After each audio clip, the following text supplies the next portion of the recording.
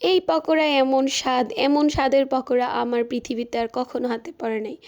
আসসালামু আলাইকুম, welcome to my another video. আজকে চলে এলাম ফুলকপির পকোড়া রেসিপি নিয়ে। তো প্রথমেই হচ্ছে ফুলকপিগুলোকে আমি এরকম করে পিস পিস করে কেটে নিয়েছি। আর তারপর হচ্ছে একটা পাত্রে পানি দিয়ে আর তার মধ্যে হচ্ছে একটু লবণ দিয়ে এটাকে আমি হচ্ছে 10 থেকে 15 মিনিটের মতো ভিজিয়ে রেখে দিয়েছিলাম। যদি কোনো পোকা টোকা থাকে তাহলে বের হয়ে যাবে। আর তারপর হচ্ছে এগুলোকে আমি সুন্দর করে ধুয়ে এরপর একটা ঝুড়িতে এরকম তুলে নিয়েছি, পানিটা ঝরিয়ে নিয়েছি। তো পানিটা ঝরিয়ে নেওয়ার পরে এরপর হচ্ছে আমি ফুলকপিগুলোকে এরকম একটা বাটিতে নিয়ে নিয়েছি। আর এরপর হচ্ছে একে একে আমি সব ইনগ্রিডিয়েন্টসগুলো এখানে অ্যাড করব। তো প্রথমেই হচ্ছে এখানে আমি দিয়ে দিয়েছি 1 কাপ পরিমাণে হচ্ছে ময়দা। এরপর এখানে আমি 2 চা চামচ পরিমাণ কর্নফ্লাওয়ার দিয়ে দিয়েছি। এরপর দিয়ে দিব এখানে রেড চিলি 1 চামচ পরিমাণ। এরপর হচ্ছে এখানে আমি টারমারিক পাউডার দিয়ে দিয়েছি 1 চামচ পরিমাণ, ব্ল্যাক পেপার দিয়েছি 1 চামচ পরিমাণ। আর তারপর হচ্ছে এখানে আমি জিঞ্জার আর গার্লিকের পেস্ট দিয়েছি 1 চামচ করে।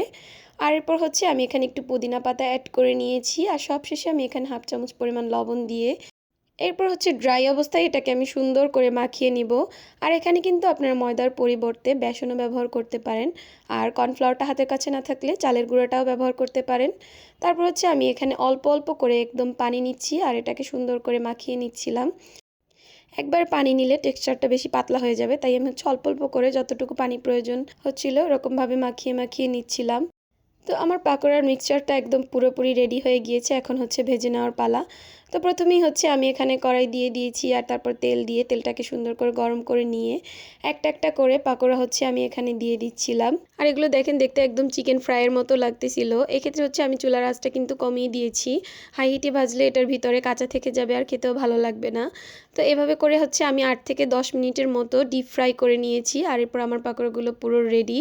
এরপর হচ্ছে পকোড়াগুলোকে আমি হচ্ছে একটা কিচেন টিস্যুর উপরে নামিয়ে নিয়েছি যাতে এটার বাড়তি তেলটা অ্যাবজর্ব করে নেয়। আর তারপরে এই যে একটা ছোট্ট পুদিনা পাতা দিয়ে আমি এটাকে পরিবেশন করেছি আর দেখতে দেখুন বেশ সুন্দর হয়েছে। এখন হচ্ছে এটাকে টেস্ট করার পালা। তো দেখি সবাই টেস্ট করে কি বলে। খাচ্ছে কে, এখন বলো কেমন হয়েছে খাবার। আম্মু খাবার কেমন হয়েছে?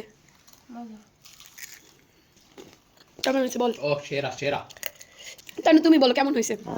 সেটা খেতে কিন্তু বেশ ভালো হয়েছে, অবশ্যই বাসায় ট্রাই করবেন। আর সবাই ভালো থাকবেন। আল্লাহ হাফেজ, টাটা।